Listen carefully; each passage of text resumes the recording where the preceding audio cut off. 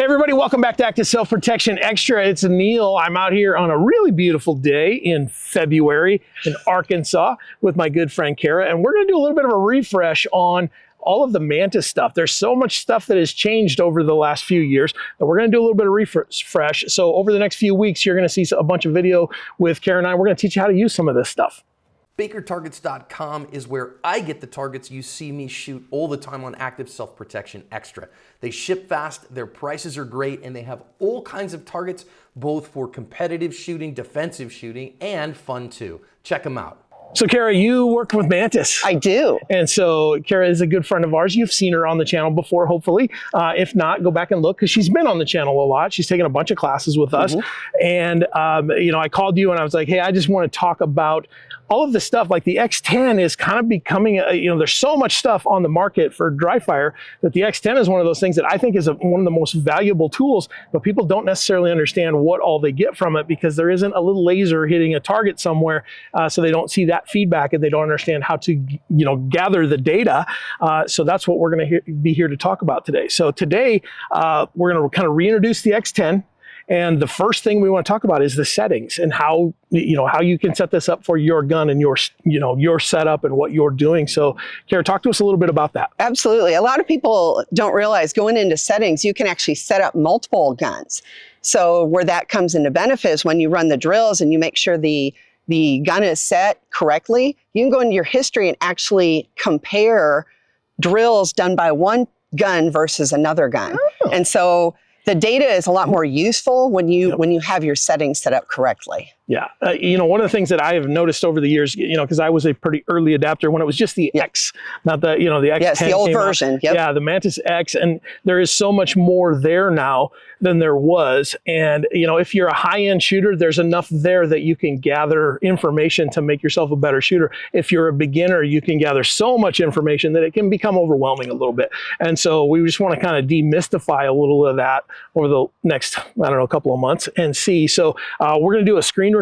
We'll just show what are you, and we're going to put this on the screen here, but what are they hitting to set up their guns? Well, it's settings down. Our screens are basically at the bottom. So you have train, you have history, which again, that's where all your data is going to be. You have groups. That is kind of the social interaction part of Mantis. It's not as heavily used as we want it to be, but maybe we can get some people in there and more people in the Ask Dry Fire group that is on there. And I know we run some, or you guys run some challenges through that. So look into the groups. And then the settings is to the far right. So the first thing when you purchase an X10 or any X unit is you want to go in and set up your arsenal or your gun. So be it a pistol or rifle, go in and you can choose and you put in your make, you put in your model, and then you'll have this list developed of your pistol or rifles that you're going to use when you train. So you always just want to make sure you select the one you're using at the moment.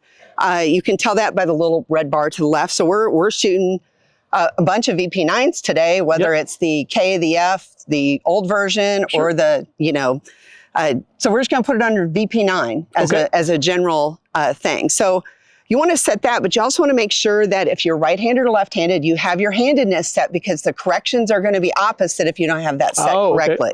So it's really important you have the handedness set. Then you also want to make sure you set your shot detection mode. So this tells the unit, so the sensor, which Neil's got a sensor on his pistol, it tells it what vibrations to look for to know when to detect the shots. So it's very sensitive. It picks up 400 data points a second. So it's crazy sensitive.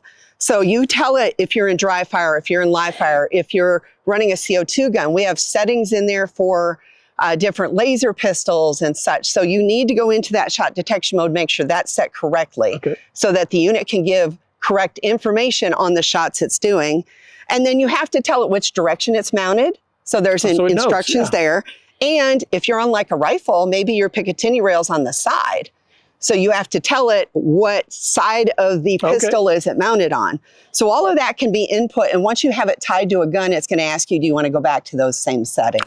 So once you set it up, it's pretty attached to it, and it's easy just to switch guns then. So if you're going to work with a rifle and a pistol, you set up your pistol and do all of those settings. Yep. And you do the rifle with all of those settings. And then when you switch back and forth, depending on what you do, it's going to already It's going to prompt you and say, should we use the previous settings for this gun? And you just say yes. So it's not a reset everything every single time. It's kind of a one and done. And get it set up front is best. So, well, cool.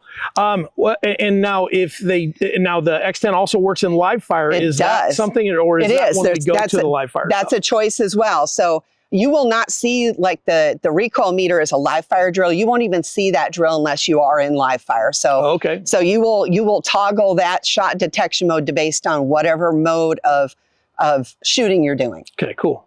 Well, cool. I think that's one of the cool things about it is there is a live fire mode and a dry fire mode. So you can do your dry work at home and then go to the range and test yourself a little bit.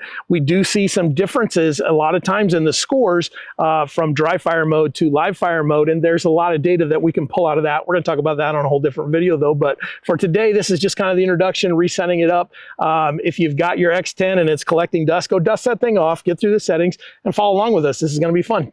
Thanks. Thank you. Awesome.